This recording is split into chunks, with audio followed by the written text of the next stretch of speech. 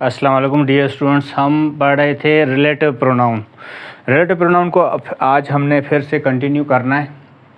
इसमें एक पॉइंट है छोटा सा, रिलेटिव प्रोनाउन से पहले एक छोटा सा पॉइंट है। वो कौन सा है?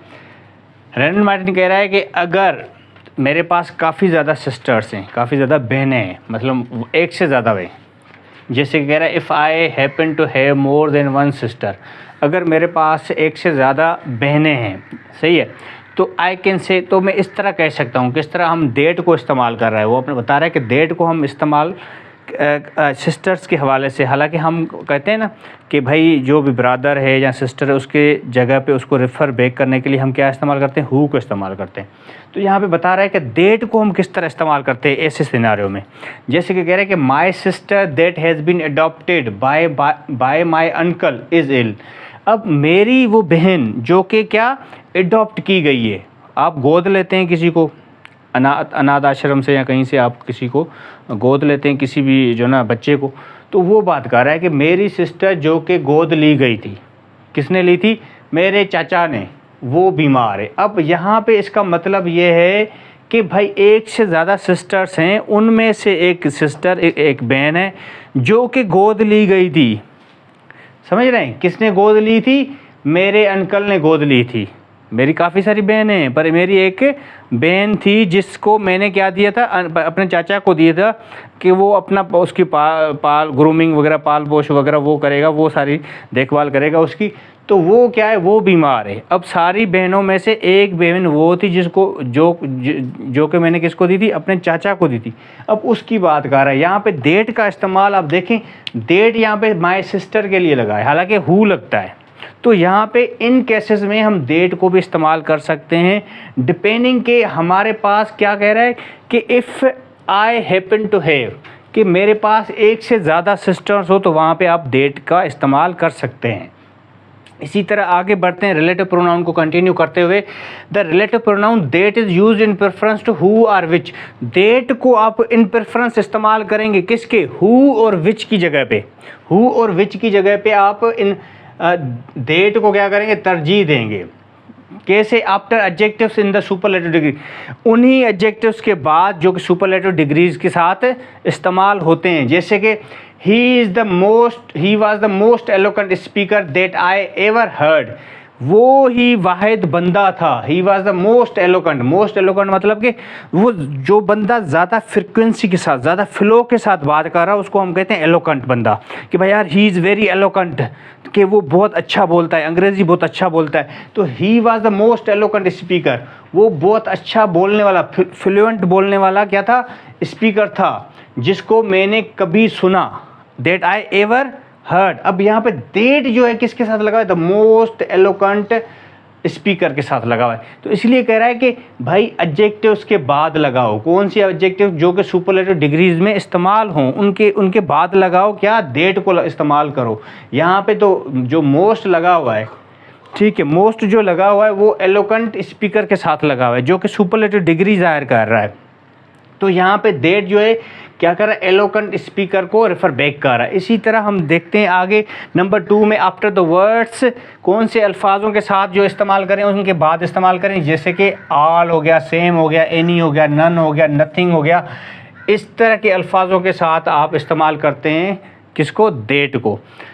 ठीक है। द ओनली, अब ऐसे अल्फाज जैसे कि आप ऊपर मैंने पढ़े, आल, सेम, एनी, नन, नथिंग, इस तरह के अल्फाजों के साथ आपने दैट इस्तेमाल करना है। जैसे कि मिसाल दे रहा है कि all that is not gold, all is not gold that गिल्टस।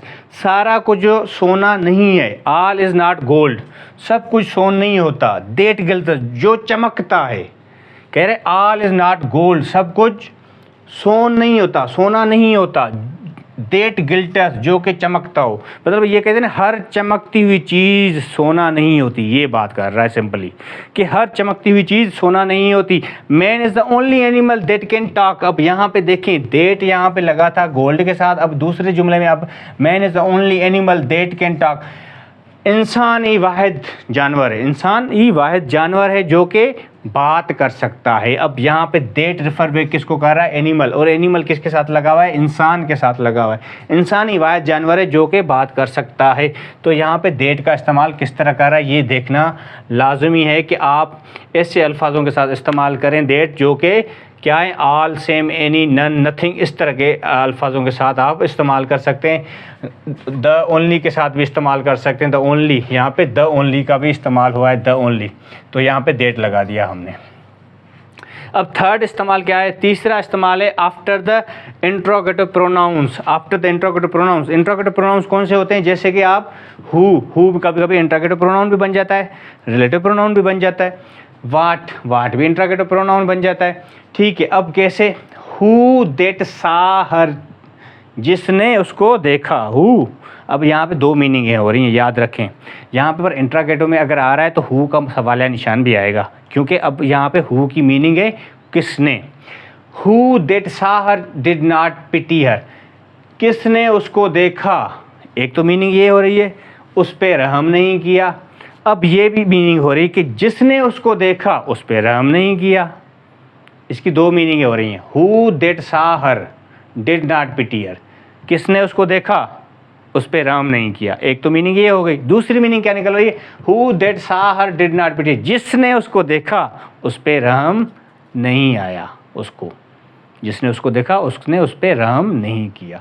तो अब इंट्रोगेटिव प्रोनाउन ऐसे बनेगा, किसने उसको देखा उसने उस पर रहम नहीं किया, क्योंकि इंट्रोगेटिव प्रोनाउन की मीनिंग ही सवालिया निशान है। अब दूसरा जुमला, what is it that troubles you so much. अब यहाँ पे इंट्रोगेटिव प्रोनाउन को इस्तेमाल करते हुए व्हाट की मीनिंग, अब सिर्फ ये भी नहीं है कि सिर्फ सवाल पूछा जाता है व्हाट से। व्हाट की मीनिंग काफ़ी सारी हो सके, depending on the usages of the usages, जो within the sentence usages होता है व्हाट का, उसी पे ज़्यादा डिपेंड करता है व्हाट की मीनिंग क्या निकलेगी। अब यहाँ पे व्हाट की मीनिंग तो वही निकल रही है कि भाई क्या, कौन सी ऐसी चीज़ है जो आपको इतना परेशान कर रही है। What is it that troubles you so much, कौन सी ऐसी चीज़ है, क्या ऐसी चीज़ है जो आपको इतना परेशान कर रही है। समझ रहे हैं? वाट यू से इज़ मीनिंगलेस टू मी। अब यहाँ पे जो वाट यू से इज़ मीनिंगलेस टू मी, इसका मतलब है कि भाई अब यहाँ पे सवाल नहीं किया जा रहा। अब जो इसकी मीनिंग है कि जो भी आप कह रहे हो वो मेरे लिए माने खेज नहीं है, वो मीनिंगलेस है मेरे लिए। यहाँ पे वाट क्या हो गया? वाट आपका हो गया आपका क्या? Relative pronoun. अब यहाँ पे वाट क्या हो गया? Interrogative pronoun. ये फ़र्क समझाने की कोशिश कर रहा है। आगे बढ़ते हैं कि after two antecedents, one denoting a person और the person or a person and the other denoting an animal or the thing. अब दूसरा क्या है कि भाई आफ्टर टू एंटेसिडेंट अगर इस्तेमाल हो, उनके साथ भी आप क्या करें? इस्तेमाल कर सकते हैं, जो कि वन क्या करें? डिनोट करें एक बंदे को, और जो बंदा एक बंदे को, जहाँ द पर्सन को, द पर्सन मतलब पर्टिकुलर पर्सन, ठीक है, एंड द अदर, और दूसरे किसी को, डिनोटिंग एन एनिमल क्या करे? जो कि जाहिर करे किसी जानवर को, किसी एक जानवर को, आर द थिंग जहाँ किसी खास, द पर्टिकुलर थिंग को, पर्टिकुलर चीज़ को, कोई ख़ास चीज़ को। कैसे? जैसे the boy and his dog, the boy and his dog. अब हिज डॉग, द बॉय क्या है? खास पर्टिकुलर लड़का। हिज डॉग क्या है? उसका कुत्ता। ठीक है, हिज डॉग क्या है? उसका कुत्ता, जानवर आ गया। That had trespassed on the club premises were turned out। लड़का और उसका कुत्ता, उसने क्या किया? ट्रेस पास किया। ट्रेस पास मतलब क्रॉस कर दिया, अपने हुदूद को क्रॉस करके किसी और हुदूद में आ जाने को हम कहते हैं ट्रेस पास। क्या, किसके, कहाँ पे ट्रेस पास किया? On the club premises were turned out. यहाँ पे अब देखें, द बॉय, एक तो द बॉय इस्तेमाल हुआ और हिज डॉग इस्तेमाल हुआ, उसके बाद डेट लगाया किसी को, दोनों को रेफ़र करने के लिए। आफ्टर टू एंटेसिडेंट, दो एंटेसिडेंट यहाँ पे यूज़ हैं। कौन से? The boy and his dog, दोनों एंटेसिडेंट हैं, पर उसमें क्या चीज़ें आ रही हैं? दोनों मुख्तलिफ चीज़ें आ रही हैं। एक क्या ज़ाहिर कर रहा है? बंदे को ज़ाहिर कर रहा है, द बॉय को। दूसरा क्या डिनोट कर रहा है? वही दूसरा डिनोट कर रहा है एनिमल को। दूसरा क्या कर रहा है? एनिमल को। एक क्या कर रहा है? द पर्सन को डिनोट कर रहा है, दूसरा किसी और चीज़ एनिमल को डिनोट कर रहा है। इस ऐसी चीज़ों के लिए भी आप क्या दैट को इस्तेमाल कर सकते हैं। अब वाट रिफर्स टू थिंग्स ओनली, अब कह रहे हैं वाट जो है ना हमेशा रेफ़र करेगा थिंग्स, चीज़ों के लिए, फ़कत चीज़ों के लिए क्या करेगा, रेफ़र करेगा, चीज़ों पे जो है ना वो उनको डिनोट करेगा, उनको ज़ाहिर करेगा। कैसे करेगा, it is used without an antecedent express, ये बगैर किसी एंटेसेडेंट के इस्तेमाल होगा, बज़ैर एंटेसेडेंट के, ठीक है। और इज़ इक्विवेलेंट देट, और ये बराबर होगा किसके, देट के बराबर होगा विच, ठीक है। इसी तरह which are the thing which की मीनिंग होगी द थिंग विच, यहाँ पे क्या मतलब है, चीज़ कोई ख़ास पर्टिकुलर चीज़ होगी जिसके बारे में बात की गई हो। जैसे कैसे, what can not be cured must be endured, जो इलाज नहीं किया, जिसका इलाज नहीं किया जा सकता उसको बर्दाश्त किया जाना चाहिए। यहाँ पे इसकी मीनिंग क्या है, वाट की यहाँ पे मीनिंग है that which, what that which can not be cured must be endured, इसकी मीनिंग फुल ये होगी। पर इसको लिखा कैसा जाएगा, लिखा ऐसे जाएगा, what can not be cured, जिसका इलाज नहीं किया जा सकता, मस्ट बी इंड्योर्ड, उसको बर्दाश्त करना चाहिए, मस्ट बी इंड्योर्ड, उसको बर्दाश्त करना चाहिए। ये इस तरह लिखा जाएगा, उसकी मीनिंग होगी what that which can not be cured must be endured, उसको बर्दाश्त करना चाहिए। इसी तरह हम करते हैं, देखते हैं कि what is use in nominative and accusative singular only, what को हम इस्तेमाल करते हैं नॉमिनेटिव और एक्यूजेटिव सिंगुलर के हवाले से फ़कत। अब इसी तरह ओल्डर इंग्लिश में अगर आएँ, the word as was word, जो एज वर्ड है उसको इस्तेमाल किया जाता है रिलेटिव प्रोनाउन की तरह सच के बाद। जैसे कैसे, these mangoes are not such as I thought yesterday, ये जो आम हैं ये वैसे नहीं हैं, these mangoes are not such as, ये जो आम हैं वैसे नहीं हैं जैसे मैंने कल सोचा था। These mangoes are not such as I thought yesterday, ये जो आम हैं ऐसे नहीं हैं, कैसे, जैसे मैंने कल सोचा था। तो यहाँ पे सच एज जो है, जो एज का इस्तेमाल है वो बता रहा है कि किस तरह हम रिलेटिव प्रोनाउन की तरह इसको इस्तेमाल कर सकते हैं। The word as can be used as a relative pronoun after same के बाद आप उसको रिलेटिव प्रोनाउन की हैसियत से इस्तेमाल कर सकते हैं। जैसे my trouble is the same as yours, मेरा मसला भी ऐसा ही है जैसा तुम्हारा मसला है। My trouble is the same as yours. अब यहाँ पे इज़ लगा भी सकते हैं आप, काट भी सकते हैं, इसकी कोई अगर लगाते हैं तो ठीक है, नहीं भी लगाते हैं तो फिर भी ठीक है। मेरा मसला भी ऐसे ही है जैसे आपका है। My trouble is the same as yours, is लगाएं भी ठीक है, ना लगाएं भी ठीक है। अब इसकी मीनिंग देखें, द सेम एज की मीनिंग क्या है, सेम एज की मीनिंग है यूजुअली, अब उसका मतलब क्या निकलता है, ऑफ द सेम काइंड, एक जैसा ही किस्म हो किसी का, समझ रहे हैं। अब सेम एज की मीनिंग है एक जैसा ही कोई काइंड हो, और सेम देट की मीनिंग क्या है, वन एंड द सेम, एक और द सेम जैसा, एक और the same, the one and the same, मतलब कि आप इसको अगर सेम देट को इस्तेमाल करेंगे उसकी मीनिंग होगी वन एंड द सेम, अगर आप करेंगे सेम एज को इस्तेमाल करेंगे उसकी मीनिंग होगी ऑफ द सेम काइंड। अंग्रेज़ी को अंग्रेज़ी में समझेंगे तो आपको ज़्यादा बेहतर समझेगा कि भाई सेम एज का मीनिंग है ऑफ द सेम काइंड, और सेम डेट का मीनिंग है of the one and the same, ठीक है। वन एंड द सेम को अगर आप समझेंगे तो वन और सेम क्या किस सेंस में कह रहा है कि भाई उसी सेंस में कह रहा है कि एक और एक ही जैसा, समझ रहे हैं, तो उस तरह की meaning. The word as also used as a relative pronoun after as followed by an adjective. As I collected as many specimen as I could find, ठीक है, मैंने उतने ही क्या स्पेसिमेन को इकट्ठे किया जितना मैं कर सकता था, जितना मैं ढूंढ सकता था। अब यहाँ पे जो फर्स्ट एज है वो क्या है, एडवर्ब की हैसियत से ले रहा है, ठीक है, क्योंकि यहाँ पे जो है ना ये I collected as many specimen as I could find, यहाँ पे जो दूसरा है वो रिलेटिव प्रोनाउन की हैसियत ले रहा है, relative pronoun as I could find.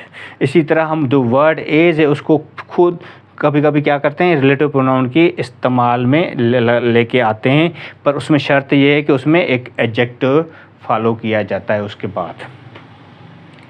अब इसी तरह हम आगे बढ़ते हैं कि भाई in older English the word but was use as a relative pronoun after a negative. But भी पुराने ज़माने में, पुरानी अंग्रेज़ी में रिलेटिव प्रोनाउन की तरह जो है ना इस्तेमाल होता था नेगेटिव के बाद। It often had the force of a relative pronoun, इसको अक्सर जो है ना ताकत थी रिलेटिव प्रोनाउन की।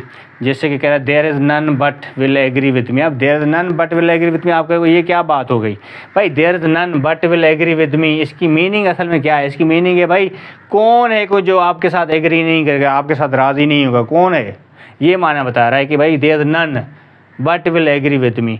भाई कह रहा है कि बट विल एग्री का मतलब है हु विल नॉट एग्री, कौन एग्री नहीं करेगा आपके साथ, कौन आपके साथ सहमत नहीं होगा, वो बात कर रहा है। Pronoun but is here equivalent to who, यहाँ पे बट का मतलब है हु नॉट कौन नहीं, समझ रहे हैं? यहाँ विच नॉट, जहाँ कौन सी चीज़ नहीं की बात कर रहा है, यहाँ पे ओल्डर इंग्लिश की बात कर रहा है। अब तो ये इस्तेमाल इस तरह के सेंस में नहीं होता, समझ रहे हैं? तो बट यहाँ पे ओल्डर इंग्लिश में इस तरह भी रिलेटिव प्रोनाउन की हैसियत भी लेता था। अब आगे बढ़ते हैं, omission of the relative pronoun. अगर देखें कि रिलेटिव प्रोनाउन को कहाँ पे ख़त्म किया जा सकता है, कहाँ पे इस्तेमाल नहीं करना चाहिए, जहाँ पे मतलब कि अच्छा लगता है तो वहीं पे ना करें, जहाँ पे अच्छा लगेगा तो वहाँ पे करना चाहिए।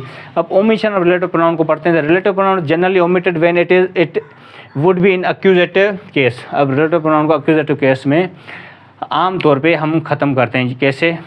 Few and short were the prayers, फिर यहाँ पे ख़त्म किया हमने रिलेटिव प्रोनाउन वी सेड।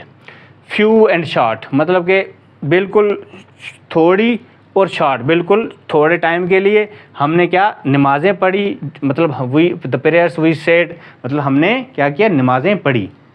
अब यहाँ पे डेट लग सकता है और लगाएं तो बेहतर होता है आगे, क्योंकि ये आपको बताएगा बेहतर कि a contented mind is the greatest blessing a man can enjoy in the world. अब यहाँ पे कहते हैं कंटेंटेड माइंड कौन होता है? वो बंदा जो कि सेटिस्फाइड माइंड होता है, वो बड़ा अजीम ब्लेसिंग क्या होता है? इज़ द ग्रेटेस्ट ब्लेसिंग, जो खुशी है वो सबसे बड़ी रहमत है। एक बंदा जो कि एंजॉय कर सकता है, उसका क्या लुत्फ़ हासिल कर सकता है इस दुनिया में। इस तरह यहाँ पे भी आप डेट को इस्तेमाल कर सकते थे, पर आपने नहीं किया।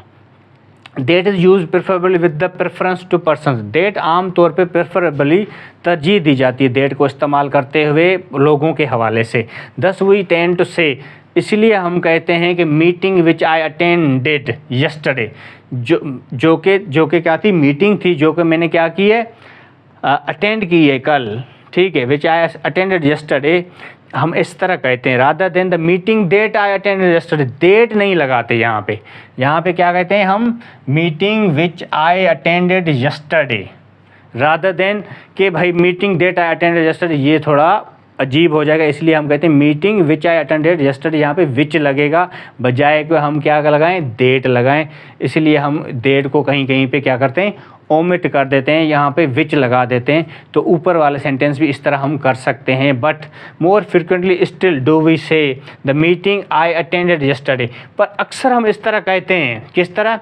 The meeting I attended yesterday, which भी खा दिया भाई, विच भी ओमिट कर दिया, सही है। विच भी उसने क्या कर दिया? ओमिट कर दिया। The meeting I attended yesterday, वही मुलाकात जो मैंने कल अटेंड की थी।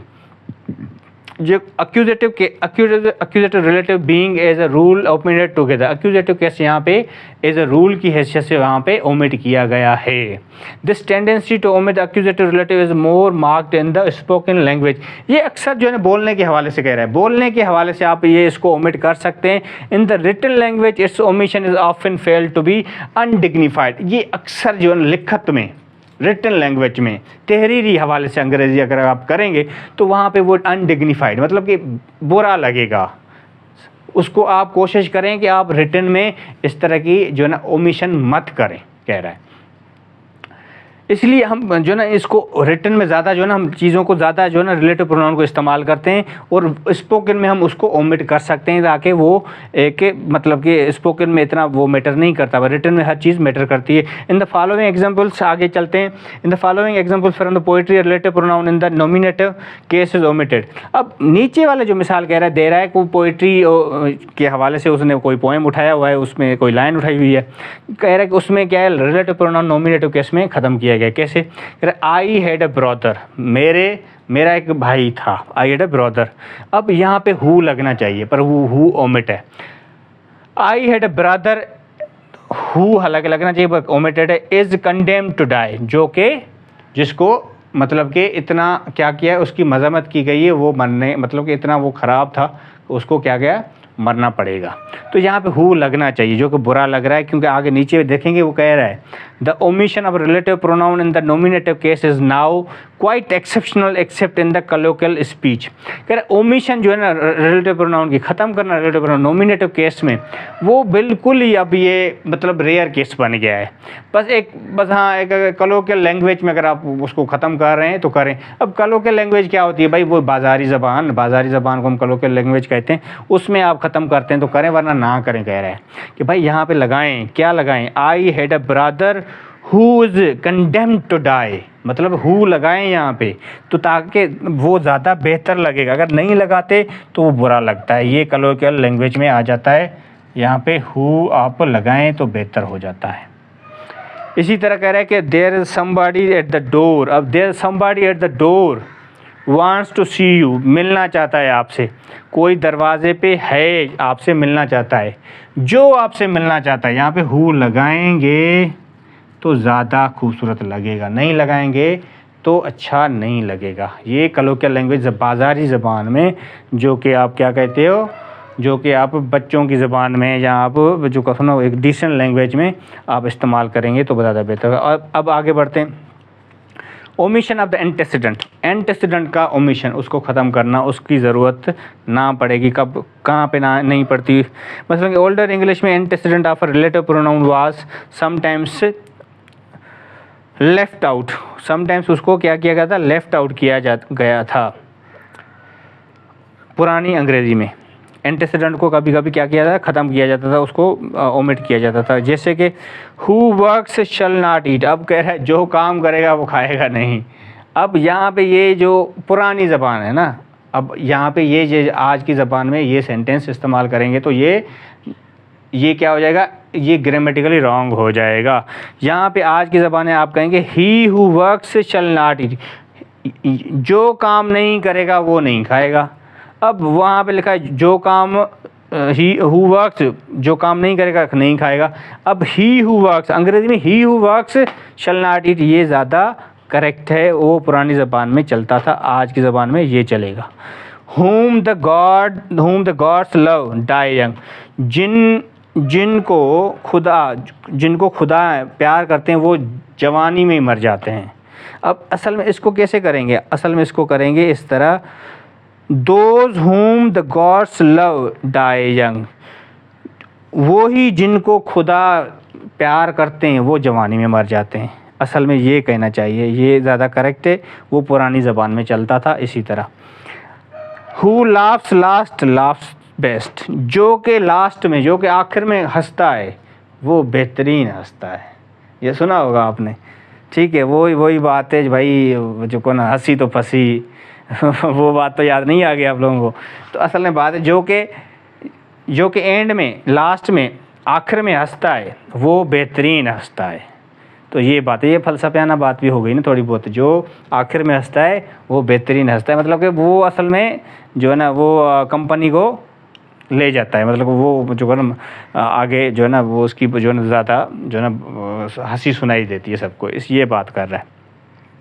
अब ये रिलेटिव जो प्रोनाउन है, ये मेरे ख्याल से अभी इसका आखिरी लेक्चर रहेगा। इसके बाद इंट्रागेटिव प्रोनाउन आएगा, जो कि प्रोनाउन उसके बाद एंड हो जाएंगे इंशाल्लाह। हमारा अब एक लेक्चर बनता है अभी इस पे, जो लास्ट लेक्चर होगा, उसके बाद हम इंशाल्लाह रिलेटिव प्रोनाउन को कंक्लूजन तक पहुंचाएंगे।